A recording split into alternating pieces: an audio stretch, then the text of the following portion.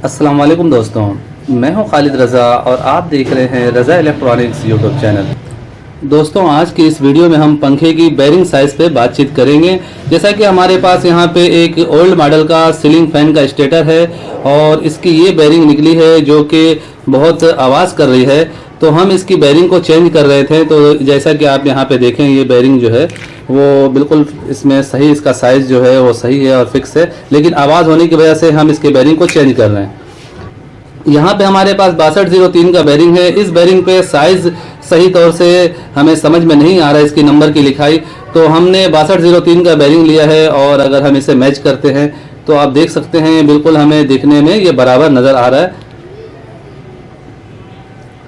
तो हमने इसमें 6203 का बेरिंग लगाया है, तो ये आप देख सकते हैं इसमें काफ़ी लूज़ है और पिले भी है। काफ़ी लूज़ होने की वजह से ये बेरिंग इसमें सेट नहीं हो रहा है। और अगर हम इस तरह देखते हैं तो इसकी साइज़ जो है हमें कोई फ़र्क नज़र नहीं आ रहा है, क्योंकि ये ओल्ड मॉडल का पंखा है। ऐसे पंखे बहुत कम आते हैं बनने के लिए, तो हमें बेरिंग का कंफर्म साइज़ नहीं होता है कि ये बेरिंग कौन सी साइज़ की है।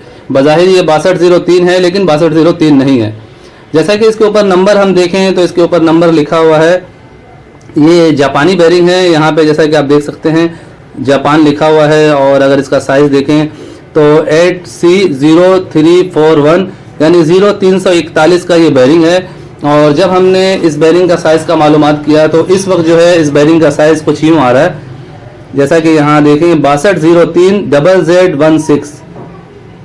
इस तरह की बेरिंग हमें मार्केट से मिल सकती है। और इस बेरिंग को फिर हमने लगाया तो ये देखें, ये इसका साइज़ जो है बिल्कुल सही है। आप देख सकते हैं यहाँ पे अगर हम इसको ऊपर से जोड़ देंगे तो ये परफेक्ट तरीके से अपनी जगह पे बैठ जाएगी। तो वीडियो बनाने का मकसद ये है दोस्तों कि अगर आपके पास कभी इस तरह का फ़ैन बनने के लिए आए और इस साइज़ का बेरिंग हो तो आपको बेरिंग ढूंढने में आसानी हो। जैसा कि आप देखें यहाँ पे ये साइज़ हमें बिल्कुल मैच नज़र आ रहा है। ये बाहर से बराबर है, 6203 है। अंदर का कोण जो है वो तकरीबन 1 mm छोटी है, यानी 6203 की जो बेरिंग है इसका जो अंदर वाला कोण है इसके साइज़ में 1 mm का फ़र्क है। और यहाँ पे आप देखेंगे तो बज़ाहिर दिखने में ये हमें सही दिख रहा है, लेकिन अगर आप गौर करें तो मामूली सा फ़र्क है। ये देखें, ये सही है। और इसी की जगह अगर हम 6203 लगाते हैं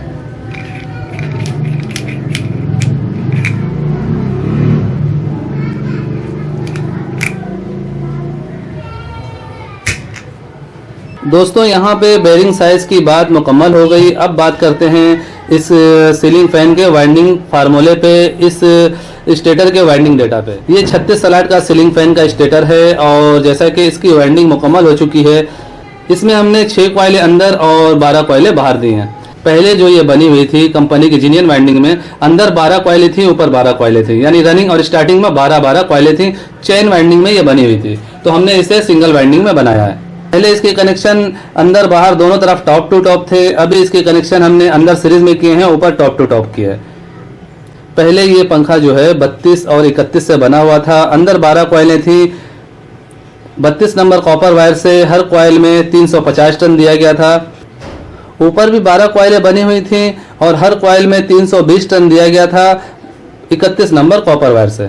मैंने इसके फार्मूले को चेंज किया है, अंदर 6 कॉइलें दी हैं 32 नंबर कॉपर वायर से 600 टन, और ऊपर हमने 12 कॉइलें दी हैं 30 नंबर कॉपर वायर से 300 टन दिया है हर कॉइल में, यानी 300 टन 12 कॉइलें हैं 30 नंबर कॉपर वायर से, और 600 टन 6 कॉइलें हैं 32 नंबर कॉपर वायर से।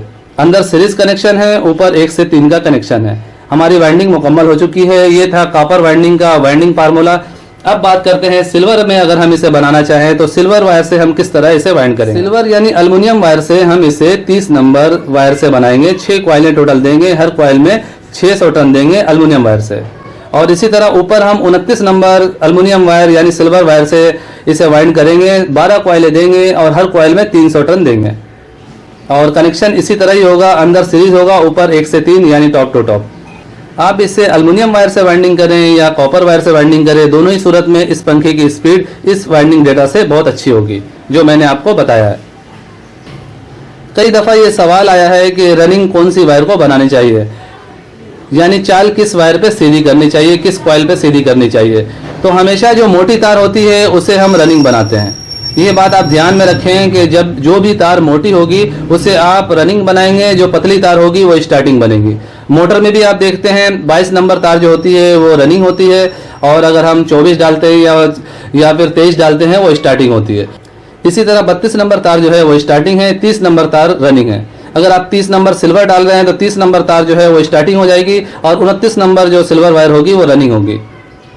सो दोस्तों, मेरी आज की ये वीडियो यहीं तक थी। वीडियो अच्छी लगी हो तो इसे लाइक करके शेयर कर दें, और अगर आप हमारे चैनल में नए हैं तो मेरे चैनल को सब्सक्राइब कर लें, और साथ में बेल आइकन भी प्रेस कर दें कि मेरी नई वीडियो का नोटिफिकेशन आपको मिलता रहे। दोस्तों, अपना बहुत सा ख्याल रखिएगा, अपनी दुआओं में मुझे भी याद रखिएगा। मिलते हैं एक नई वीडियो में। अल्लाह हाफिज़।